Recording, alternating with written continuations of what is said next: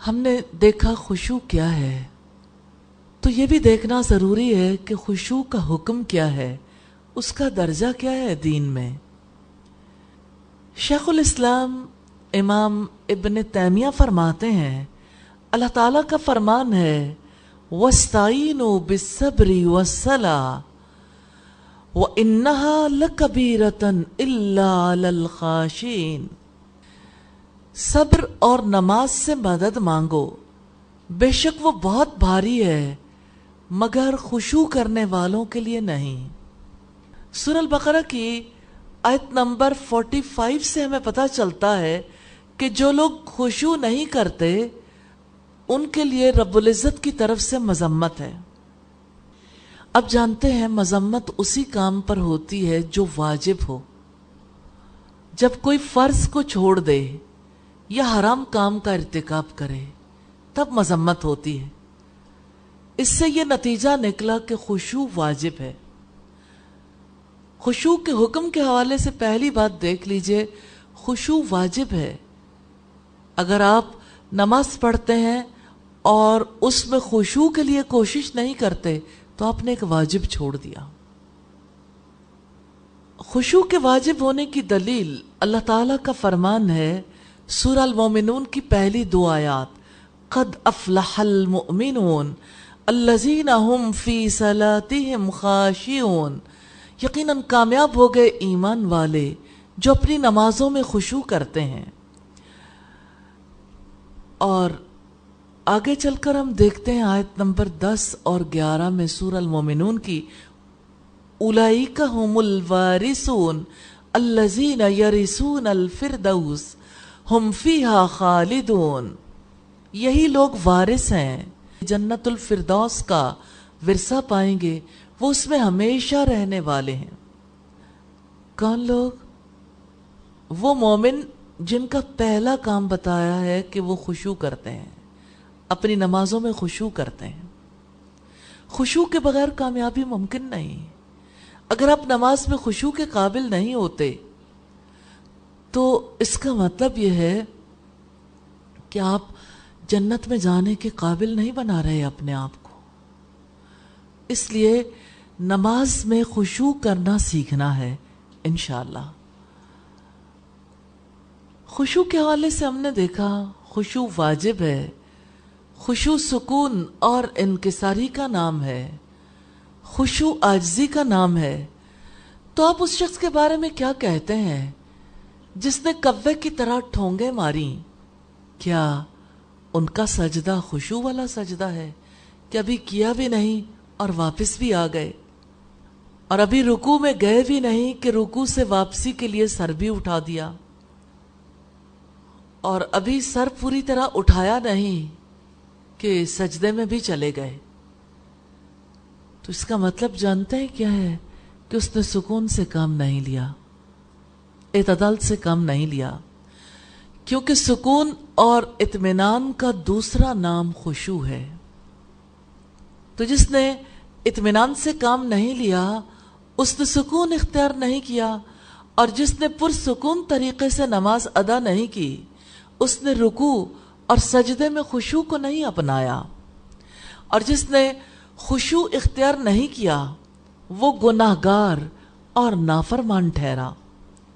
نماز میں خشوع کا وجوب رسول اللہ صلی اللہ علیہ وسلم کی تنبیہ اور وعید سے بھی ثابت ہو سکتا ہے، جیسا کہ آسمان کی طرف نگاہ اٹھانا حالت خشوع کے منافی ہے۔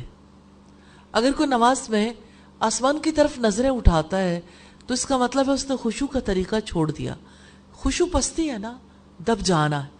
جب اس نے نگاہیں اوپر کر لیں تو اس کا مطلب ہے کہ اس کے اندر سے وہ کیفیت ختم ہو گئی۔ تو جس نے رکوع اور سجدے میں خشوع کو نہیں اپنایا وہ گناہگار ٹھہرا۔ نماز میں خشوع کا وجوب رسول اللہ کی تنبیہ اور وعید سے بھی ثابت ہو سکتا ہے، جیسا کہ آسمان کی طرف نگاہ اٹھانا خشوع کے منافی ہے۔ جب آپ نے آسمان کی طرف نگاہ اٹھانے والے کو وعید سنائی ہے تو معلوم ہوا کہ خشوع واجب ہے۔ یہ مجموع الفتاوی کی روایت ہے، امام ابن تیمیہ کی کتاب جس کا والیوم نمبر 22 ہے اور پیج نمبر 553 سے 558 تک ہے۔ تو خشوع کی فضیلت اور عدم خشوع پر وعید دونوں صورتیں نبی صلی اللہ علیہ وسلم کی حدیث سے ثابت ہوتی ہیں۔ آپ صلی اللہ علیہ وسلم نے فرمایا خمس صلوات افترضہن اللہ تعالی من احسن وضوءہن وصلاہن لوقتہن واتم رکوعہن وخشوعہن کان لہ علی اللہ عہد ان یغفر لہ ومن لم یفعل فلیس لہ علی اللہ عہد ان شاء غفر لہ وان شاء عذبہ۔ ابو داؤد کی 425 نمبر روایت۔ اللہ تعالیٰ نے 5 نمازیں فرض کی ہیں۔ جو شخص ان کے لیے اچھا وضو کرے گا اور انہیں ان کے وقت پر ادا کرے گا، ان کے رکوع اور خشوع کا پوری طرح خیال رکھے گا، تو اللہ تعالیٰ کا اس سے وعدہ ہے کہ اسے بخش دے گا، اور جو ایسا نہیں کرے گا تو اللہ تعالیٰ کا اس سے کوئی وعدہ نہیں ہے، چاہے تو اس کو بخش دے اور چاہے تو عذاب دے دے۔ اس حدیث کے حوالے سے ہم نے پہلی بات دیکھی اچھا وضو، دوسری بات ہے وقت کی پابندی، وقت پر ادائیگی، اور تیسری چیز ہے رکوع اور سجدے میں خشوع۔ 3 کاموں کا جو لحاظ رکھے گا اس کی نماز قبول ہوگی۔ دوسرے کے بارے میں اللہ ہی جانتا ہے، اللہ تعالیٰ چاہے تو بخش دے، نہ چاہے تو نہ بخشے۔ صحیح بخاری کی اور صحیح مسلم کی روایت ہے، مسلم کی روایت 226 نمبر پر ہے۔ رسول اللہ صلی اللہ علیہ وسلم نے فرمایا جس شخص نے اچھی طرح وضو کیا پھر 2 رکعت نماز ادا کی، اپنے دل اور چہرے کو نماز پر متوجہ رکھا، تو اس کے سابقہ سارے گناہ معاف کر دیے جائیں گے۔ اچھا وضو، 2 رکعت نماز، تحیۃ الوضو، دل اور چہرے کو نماز کی طرف متوجہ رکھا، دل میں کوئی اور فکر نہ رکھی، دل کو خالی کر لیا نا افکار سے، اور جب دل خالی ہو گیا تو دل کی توجہ اللہ تعالیٰ کی جانب مبذول کی جا سکتی ہے، اسی سے پچھلے سارے گناہ معاف کیے جاتے ہیں۔ اب ہم یہ دیکھیں گے کہ نماز میں خشوع کیسے پیدا ہوتا ہے۔ دیکھیں، کچھ ہے احتیاطی تدابیر، کچھ ایسے کام ہیں، اسباب ہیں جن کی وجہ سے خشوع ہو سکتا ہے، اور کچھ ایسے کام ہیں جن کے رکنے کی وجہ سے خشوع سے فائدہ اٹھایا جا سکتا ہے، یعنی خشوع ہو سکتا ہے، اور اگر انہیں نہ ترک کیا جائے تو خشوع ممکن نہیں۔ نماز میں خشوع کیسے حاصل ہو سکتا ہے؟ نماز کی اصل ایک ہے، وہ کیا ہے؟ نماز کی اصل کیا ہے؟ ہم بات کرتے ہیں نا، جیسے ہم نے بات کی اخلاق کا بنیادی اصول کیا ہے، ہم نے بات دیکھی زندگی کے دوسرے معاملات کے حوالے سے کہ آپ جب کسی سچویشن میں ہیں، اس سچویشن میں آپ کو ناموافق حالات پیش آتے ہیں، تو ایسے میں آپ نے کیا تلاش کرنا ہے؟ اصولی طور پر ناموافق کے بارے میں یہ یقین رکھنا ہے کہ میرے رب نے اس میں میرے لیے خیر رکھی ہوگی، اور اس خیر کو تلاش کرنے میں لگنا ہے۔ اسی طرح سے نماز کی اصل اللہ تعالیٰ کی طرف متوجہ ہونا ہے، بس ایک ہی چیز ہے، باقی سب اس کے گرد گھومیں گی۔ اگر آپ نے اللہ تعالیٰ کی طرف توجہ کر لی تو آپ دیکھیے نا، توجہ میں وجہن سے ہے توجہ، آپ کے کان بھی اسی طرف لگ گئے، آنکھیں بھی، زبان بند، اور آپ کا برین بھی، آپ کا دل بھی، توجہ ہو گئی نا، الحمدللہ۔ تو خشوع تبھی ممکن ہے جب بندہ اپنے جسم کے ساتھ ساتھ دل سے بھی اللہ تعالیٰ کی طرف پوری طرح متوجہ ہو۔ حافظ ابن قیم فرماتے ہیں نماز کا راز، اس کی روح اور اس کا مغز یہ ہے کہ بندہ اپنے مکمل وجود کے ساتھ اللہ تعالیٰ کی طرف متوجہ ہو۔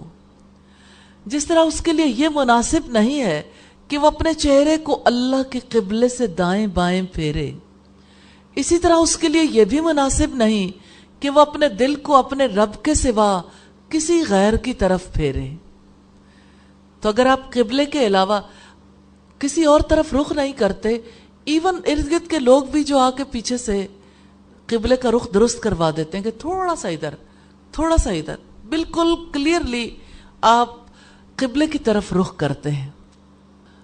یاد رکھیے گا، قبلے کی طرف رخ ایک سمبل ہے، علامت ہے، اصل میں تو رخ اللہ کی طرف کرنا ہے، توجہ اللہ کی جانب رکھنی ہے۔ اللہ کے ماں سوا کسی کا حق نہیں ہے کہ ہم اس کی طرف توجہ کریں۔ تو کعبہ تو اللہ کا گھر ہے، وہ چہرے اور جسم کا قبلہ ہے، اور دل اور روح کا قبلہ بھی ہے، اللہ کا گھر یعنی بیت اللہ بھی جسم، چہرے اور دل کا قبلہ ہے۔ لیکن آپ جانتے ہیں یہ دل کی بستی تو اس الہ کی بستی ہے،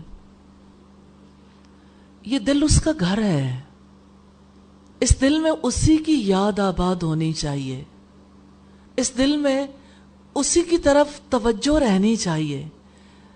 تو بات یہ ہے کہ دل اور روح کا قبلہ اللہ کی ذات ہے، اللہ کی طرف توجہ کرنی ہے۔ جس قدر بندہ اپنے رب کی طرف نماز میں متوجہ ہوتا ہے، اتنا ہی اللہ تعالیٰ اس کی طرف توجہ کرتا ہے۔ جب وہ اعراض کرتا ہے یعنی ادھر ادھر کی سوچنے لگ جاتا ہے تو اللہ تعالیٰ بھی اس سے منہ موڑ لیتا ہے۔ جب انسان دل سے اللہ کی طرف توجہ کرتا ہے، جتنا وہ توجہ کرے گا اللہ تعالیٰ بھی اتنی ہی توجہ کرے گا۔ کیا رب العزت نے نہیں فرمایا، نبی صلی اللہ علیہ وسلم نے یہ بات ہمارے سامنے رکھی کہ اللہ تعالیٰ فرماتے ہیں کہ جب بندہ مجھے اپنے دل میں یاد کرتا ہے، میں بھی اسے اپنے دل میں یاد کرتا ہوں۔ جب وہ مجلس میں مجھے یاد کرتا ہے تو میں اس سے زیادہ اچھی مجلس میں اسے یاد کرتا ہوں۔ تو انسان کو سوچنا چاہیے کہ انسان کی ہستی کیا ہے۔ جب وہ یاد کرے تو کتنی چھوٹی سی بات ہے، اور جب جہانوں کا بادشاہ یاد کرے تو یہ کتنی بڑی بات ہے۔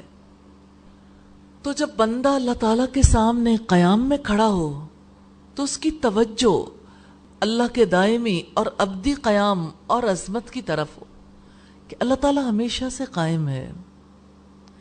تھوڑی دیر کے لیے قیام کرتے ہیں نا، تو اپنے رب کے قیام کی طرف دیکھیے۔ آپ کہتے ہیں اللہ لا الہ الا هو الحی القیوم، اللہ تعالیٰ وہ ہے جس کے سوا کوئی عبادت کے لائق نہیں، وہی زندہ ہے، قائم رہنے والا ہے، ہمیشہ سے قائم ہے۔ تو آپ قیام کرتے ہیں کتنا چھوٹا، اور اس ہستی کے سامنے جو ہمیشہ سے قائم ہے۔ جب بندہ اللہ اکبر کہتا ہے تو اس کی توجہ اللہ کی کبریائی کی طرف ہونی چاہیے۔ یعنی آپ دیکھیں نا، سٹیپ وائز ہے۔ جب آپ کھڑے ہوئے تو اللہ کے قیام کی طرف توجہ کریں، آپ کا دل اللہ کی عظمت کے احساس سے بھرے گا نہیں؟ بھرے گا۔ پھر جس وقت آپ اللہ اکبر کہیں تو اللہ کی کبریائی کی طرف توجہ کریں۔ جب اس کی تسبیح اور ثنا بیان کریں تو اس کے چہرے کے جلوے کی طرف متوجہ ہوں، جو آج تو دکھائی نہیں دیتا، لیکن جب آپ کے دل کی توجہ ہوگی تو آپ دعا کریں گے کہ اللہ تعالیٰ ہمیں اپنا دیدار کروا دے۔ تو جس وقت کوئی اللہ کے چہرے کے جلوے کی طرف متوجہ ہوتا ہے تو اس چیز سے بے نیاز ہو جاتا ہے جو اس کے شایان شان نہیں، یعنی اللہ کے شایان شان نہیں، تو اس کے کمال درجے کے اوصاف کے ساتھ اس کی ثنا کی طرف متوجہ ہو جاتا ہے۔ یعنی اللہ کے اوصاف کو انسان یاد کرے، پھر اس کی طرف توجہ رکھے۔ جب بندہ اللہ سے پناہ طلب کرتا ہے تو اللہ تعالیٰ اس وقت شدید قوت کے ساتھ اس کی طرف توجہ کرتا ہے، اور اللہ تعالیٰ کا اپنے بندے کی مدد، دفاع اور دشمن کی سختیوں سے حفاظت کرنے کی طرف متوجہ ہوتا ہے۔ پھر جب بندہ اللہ کے کلام کی تلاوت کرتا ہے تو اس کی توجہ اللہ کے کلام کی معرفت کی طرف ہونی چاہیے۔ گویا وہ اس کو دیکھ رہا ہے اور اس کے کلام کا مشاہدہ کر رہا ہے۔ بعض سلف صالحین کا کہنا ہے یقیناً اللہ تعالی بندوں کو اپنے کلام میں جلوہ دکھاتا ہے، تو اس حالت میں بندہ اس کی ذات، صفات، افعال، احکام اور اسماء کی طرف متوجہ ہوتا ہے۔ پھر جب وہ رکوع کرتا ہے تو اس کی توجہ اس کی عظمت اور جلال اور عزت کی طرف ہوتی ہے۔ اسی وجہ سے اس کے لیے مشروع کیا گیا کہ وہ کہے سبحان ربی العظیم، پاک ہے میرا رب عظمت والا۔ پھر جب وہ رکوع سے اپنا سر اٹھاتا ہے تو اس کی توجہ اس کی حمد، اس کی ثنا، اس کی بزرگی اور اس کے لیے اپنی عبودیت اور اس کے عطا کرنے اور روک دینے میں اس اکیلے کی طرف ہوتی ہے۔ تو وہ اپنے رب کی تعظیم کے لیے اپنے مقام کو ثابت کرے۔ جیسے جیسے اس کے دل پر رب العزت کی تعظیم چھاتی جائے گی، اس کا اپنا نفس حقیر ہونا شروع ہو جائے گا، بڑھتا ہی چلا جائے گا۔ تو دل کا رکوع ذاتی اور ارادی طور پر ہے، اور اعضاء کا رکوع پیروی کرنے اور دل کے رکوع کی تکمیل کے طور پر ہے۔ پھر جب وہ سجدہ کرتا ہے تو اس کی توجہ اس کی قربت، اس کے نزدیک ہونے، اس کے لیے جھکنے، اس کے سامنے عاجزی اور انکساری کا اظہار کرنے اور اس کی ثنا بیان کرنے اور اس کی خوشامد، اس کی تعریف کرنے کی طرف ہوتی ہے۔ پھر جب وہ اپنا سر اٹھاتا ہے اور اپنے دونوں گھٹنوں کے بل بیٹھ جاتا ہے تو اس کی توجہ اس کے غنی ہونے، اس کے جود و کرم، اپنے لیے اس کی ذات کی شدید حاجت اور اس کے سامنے عاجزی اور انکساری پر ہوتی ہے۔ وہ اسے بخش دے گا، اس پر رحم کرے گا، اس کو عافیت دے گا، اس کو ہدایت دے گا، اس کو رزق عطا فرمائے گا۔ پھر جب وہ تشہد کے لیے بیٹھتا ہے دوسری رکعت کے بعد تو اس کی ایک حالت ایک اور طرح کی توجہ کی طرف ہوتی ہے جو حاجی کی طواف وداع کی حالت کے مشابہ ہو جاتی ہے۔ طواف وداع میں حاجی بہت آنسو بہاتے ہیں کیونکہ یہ وقت رخصت ہوتا ہے۔ تو تشہد کے بعد نماز میں بھی تو وقت رخصت ہے نا، آپ اپنے رب سے اجازت لے رہے ہوتے ہیں، ملاقات کا وقت ختم ہو رہا ہوتا ہے۔ تو اس بات کو ضرور یاد رکھنا ہے کہ حاجی کے طواف وداع کی طرح کی حالت ہو۔ حاجی کے دل میں اپنے رب کے گھر سے جانے اور زندگی کے مسائل اور مصروفیات کو دوبارہ پا لینے کا احساس ہوتا ہے۔ جنہوں نے اپنے رب کے سامنے کھڑے ہونے کو منقطع کر دیا تھا، ان مصروفیات میں رہ کر دل کی تکلیف اور اس کے عذاب کا مزہ چکھا تھا، اس نے براہ راست اللہ کے قرب کی روح، اس کی طرف متوجہ ہونے کی نعمت اور عافیت کو پا لیا تھا جو نماز کی مدت تک تو اسے ملتی ہے، اور جب وہ مدت منقطع ہو جاتی ہے تو وہ صورتحال بھی ختم ہو جاتی ہے۔ پھر اس کے دل کو نماز کی چراگاہ سے نکلنے سے دوبارہ انہی مصروفیات کی طرف لوٹنا یاد آتا ہے، اور نماز کے پورا ہونے اور اس سے فارغ ہونے کے بعد خشوع کرنے والا بندہ غم زدہ ہوتا ہے، کہتا ہے کاش یہ نماز قیامت کے دن تک لمبی ہو جاتی۔ خشوع کتنا نفع مند ہے، نماز میں دل لگتا ہے، وہ جانتا ہے کہ اس نے ایسی ہستی سے سرگوشی کی ہے جو کائنات کا بادشاہ ہے، اور اب میری سرگوشیاں ختم ہو رہی ہیں۔ اس سے سرگوشی کرنا کتنی بڑی سعادت ہے، اس سے ہم کلام ہونا جو جہانوں کا بادشاہ ہے۔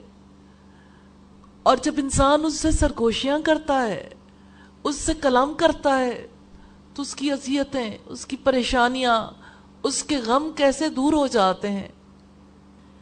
اس کا احساس کسی ایسے شخص کو ہی ہو سکتا ہے جس کا دل زندہ ہو، جس دل میں اللہ کی یاد ہو۔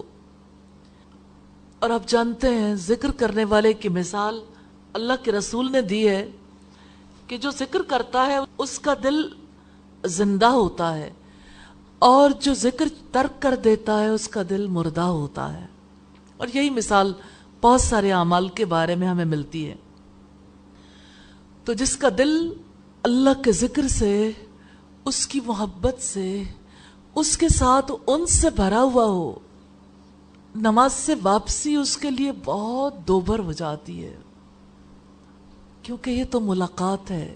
کبھی آپ نے دیکھا، آپ نے اپنی لائف میں کبھی ایکسپیرینس کیا ہو،